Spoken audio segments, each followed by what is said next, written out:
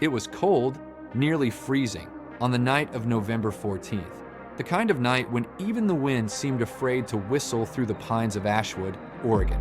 Martha Layton, a schoolteacher, locked up her small cabin on the edge of Hollow's End Road at 11:02 p.m. She glanced once more at the dusty lantern hanging by the porch. The glass was cracked, but she hadn't dared replace it in weeks. Tonight, she snapped the latch, closed the wooden door, and walked down the narrow path toward her car.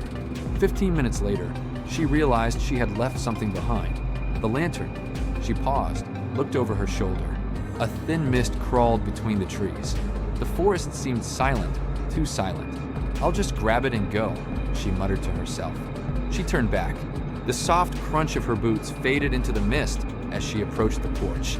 But when she reached out, the lantern was gone. No sign of footsteps. No broken glass on the floor. Just nothing. Martha's breath quickened. Her heart thudded. She called out, "Hello." Only the wind answered. She picked up her phone to dial 911 when 3 knocks resonated on the door behind her. Tap, tap, tap. Slow, deliberate, as if the forest itself had a pulse. Martha froze.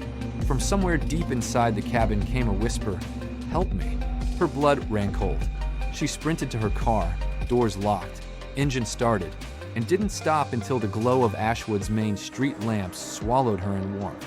The next morning, the missing lantern was gone from the cabin, and on the dusty windowsill lay a single piece of paper. On it, scrawled in crimson ink, "You took my light. Now the forest takes yours." 2 days later, the forest ranger, Samuel Hayes, discovered scratch marks along the narrow dirt road leading to Hollow's End. Marks fresh, deep, and unnaturally even.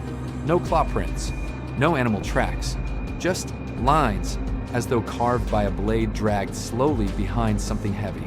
Samuel found a second note pinned to a pine tree near the origin of the marks. The paper was weather-worn, but the message read, "When the moon hides, the hidden rises."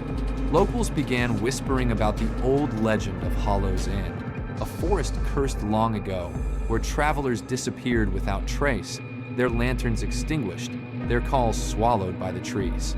Journalists from Portland speculated, was it just folklore or something darker? At 2:17 a.m. on November 17th, a neighbor 2 cabins down, Mark Sullivan, heard quiet footsteps crunching in the snow outside his window. He looked out. Nothing. No footprints. Just the white snow, untouched. But then, a shadow flickered past the frosted glass. A tall figure, hooded, dragging something long and wrapped in cloth. Mark backed away, his breath frozen in the air. Panic spread through Ashwood. People locked doors, removed outdoor lights, afraid to walk at night, even in groups. Detective Alicia Rowan sat in her car outside the Ashwood police station, reviewing her notes. The cases, missing lantern, cryptic notes, no bodies, no footprints, didn't add up. All victims were last seen at night, alone, near the forest. None were found. No ransom demands. No clear motive. Only a pattern. Darkness, silence, the forest. She leaned against the steering wheel, exhausted. Something inside her whispered truth. This is not a human doing it. But to prove that, she needed evidence. A sign, a trace, something solid, whatever it was. On the morning of November 20th, every mailbox in Ashwood had the same letter, postmarked from nowhere. You walked in Oscuras. Now the forest offers you the only light.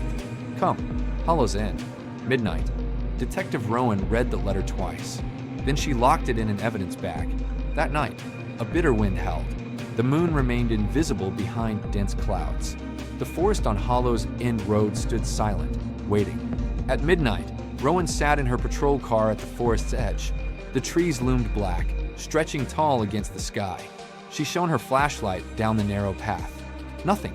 Then, a single lantern flickered in the mist, a pale yellow glow, swaying slowly. Rowan's breath caught. She stepped out. The silence pressed against her ears. She called out, "Is anyone there?" No answer. Only the lantern swayed, then dropped. It hit the ground with a soft thud. As she approached, Rowan saw something carved into the bark of the tree beside it. A symbol she recognized from local folklore, the ancient mark of the forest cult. Her heartbeat thundered. She realized this was no random killer. This was something older, something rooted in fear. and the forest was calling.